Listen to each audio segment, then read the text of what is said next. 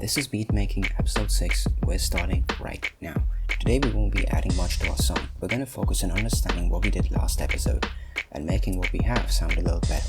So let's dive right in. Okay, first let's discuss this window. This window is the instrument window. It's basically the settings for each track that you have. You can even move from track to track with these buttons. Anyways, a bunch of these are obvious. It's track name, volume, band and pitch settings. Then there's effects channel, which is something for later. And finally save, if you want to save these settings as a preset. Now this entire part depends on which instrument you're using, and in most cases this is used only in sound design, so let's ignore this as well. Now this is a keyboard. Please don't make me explain what it does. Okay, these are the tabs. They switch to different sections of the settings. We use this to add the LFO, remember? Now each tab is a tooltip which you get if you hover over it, but still allow me to brief you on what these do. This tab controls envelopes, filters and the LFO. You're aware of what an LFO is already, but you probably don't know about envelopes and filters. Filters basically filter out some frequencies. For instance, a filter may block out all sounds above 10,000 Hz. That makes it a low-pass filter. A filter blocking all sounds below frequency is, by the same logic, a high-pass filter. And a band-pass filter allows only a range of frequencies to play. Now, about envelopes. Envelopes control the volume or filter of a sound as it plays. Envelopes break down into 4 settings: attack, decay, sustain, and release. Attack is how quickly it fades in, and decay is how quickly it fades out. Sustain is the volume at which it stays after it fades out, and release is the time it takes to stop playing. When you play a key, the sound will fade in, then fade out with the sustained volume. Then after you release the key, the sound will fade out entirely. That's what an envelope does. If you click on this tab, you get a bunch of settings. The envelope settings have 2 extra knobs. The first one is pre-delay. Pre-delay is the amount of time before the envelope is actually activated. It basically means that the sound will take that amount of time to start playing before any sound is actually produced. The third knob is hold, which is the amount of time between attack and decay. And these 4 knobs I've already explained. I suggest you play around with these knobs and see what they do for yourself. That way you will associate a knob with a feeling or a sound rather than some paragraphs of text. Next are the other 4 settings. You probably already know that these decide the wave shape. These are the pre-delay and attack knobs. In this case they don't decide the volume but the usage of the LFO. The pre-delay sets the amount of time before the LFO is activated, and the attack sets how long it takes for the LFO to fade in. This box increases the frequency by 100 times, and this one will allow the LFO to control the intensity of the envelopes. That may be a tough concept to grasp, and it's probably something for a sound design tutorial. The next tab controls stacking and arpeggio. Arpeggio is something better left for that sound design tutorial. In brief, it basically plays the same note but in different octaves really quickly, or in its chord. You know what, let me just show you.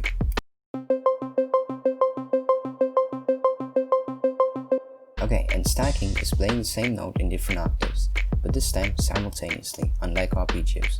Here's a demo.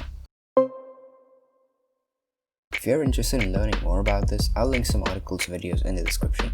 These explanations are very brief, and understanding them better will help you in the long term. Each of these could use their own episode, so I suggest checking those articles and videos out. If I make a sound design tutorial, these will be explained in detail there too. Okay, random. This next tab is for adding effects to your track. Effects are anything that changes what the sound sounds like. It could be an echo or reverb, it could be a filter, it could be an awful number of other things. These are used extensively in music production, so these are things we should learn really well. Effects are a category, it's each effect that needs explanation, so let me brief you on some common effects. Delay or echo echoes the sound. It's usually used in leads, supersaws, the likes. Reverb creates a reverb effect. I hope you know enough physics to know what a reverb is. In short, this effect can make it sound like the sound is in a large room or the basement. It's easily among the most used effects, but use it too much and your song will sound terrible. Another one is equalization, or EQ for short. EQ is basically multiple filters in one plugin. Usually that's 1 low pass, 1 high pass, and 2 to 6 band passes. It also usually has a graph showing how loud each frequency is. Definitely much better than multiple high passes and low passes. That's the 3 basic categories. Then there's distortion, compression, etc., which are the tougher ones. We'll be covering them towards the end. In fact, we even installed a compressor, DDR Kotelnikov, so we'll get there later. Anyways, back to this window.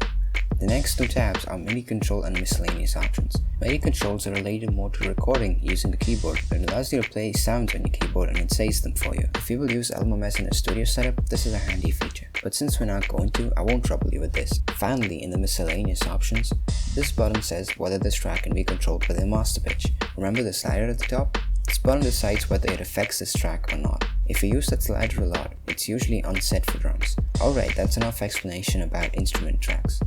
Now let's apply some effects. First, let's add some reverb to our strings.